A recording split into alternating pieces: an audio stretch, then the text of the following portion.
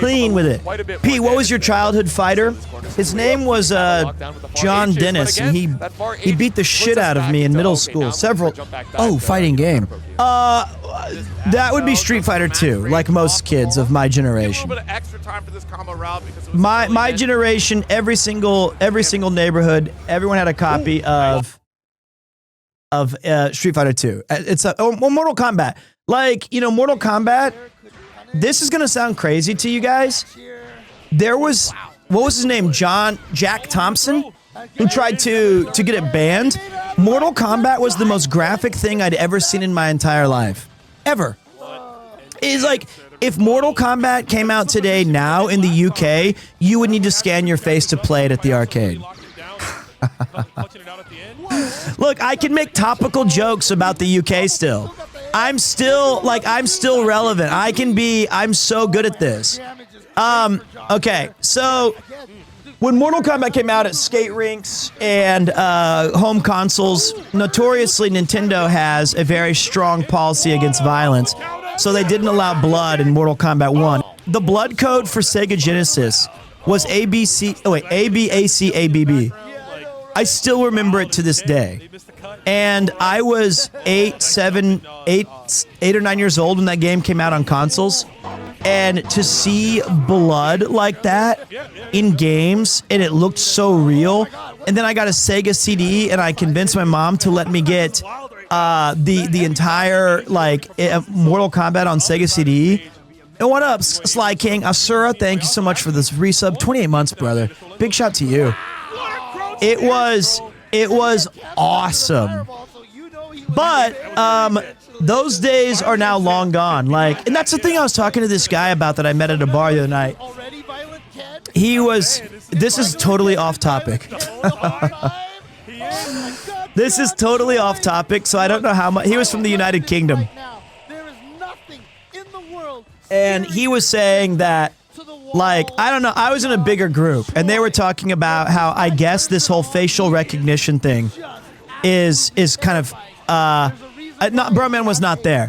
It was kind of like everybody has, you can't go to like Pornhub or something. And this one guy from the back was like, damn it, can't a man enjoy a wank without having to log in his face, god damn it. And this guy said, well, you know, I think it's great, you know, it's for these kids and we don't want them to go to these sites. And of course, I agree with that. I think that's a great point. But then I was genuinely thinking, like, 7 to 15-year-old Peter, I think a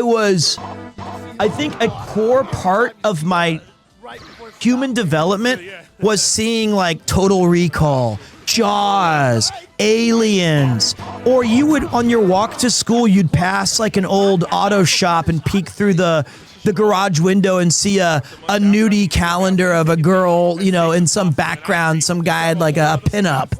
Or somebody's dad had a Playboy somewhere back in the day. And I thought, like, I can't imagine. And I also knew that, like, when I was growing up, I did everything in my power to find a picture of a boob. Or whatever. We would watch blurred HBO channels at 2 a.m. with the hope that the screen would unscramble for a second. So that, and then we would just stare at it for hours and go, I think I made out a nipple there, I'm sure of it. Or you'd resort to things like Kazaa or LimeWire or you know, whatever shady downloading things that you could get. Napster was music only. I remember that. And then the Pirate Bay, and like you would spend 19 hours downloading a file that you were for sure was going to contain the promised goods. And I've told this a dozen times on stream, but as soon as you opened it, it would be Bill Clinton saying, I did not have sexual relations with that woman. And then you'd have to defragment, reformat, restart your entire computer from scratch again, from the beginning.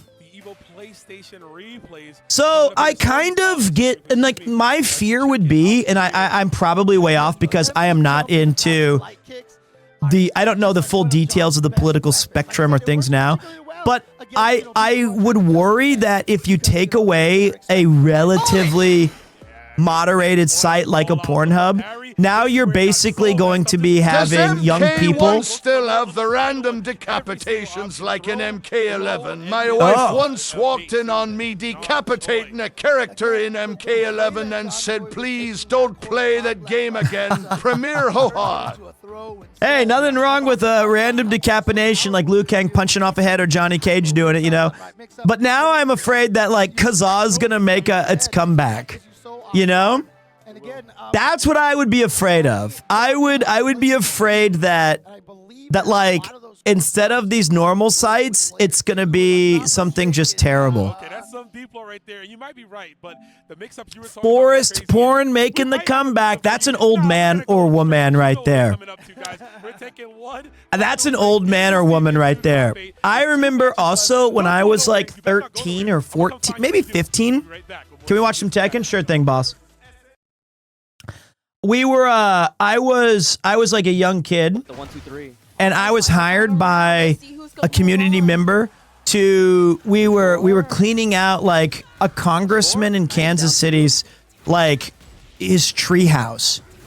And it was like they had this huge house. I don't remember the congressman or some political person.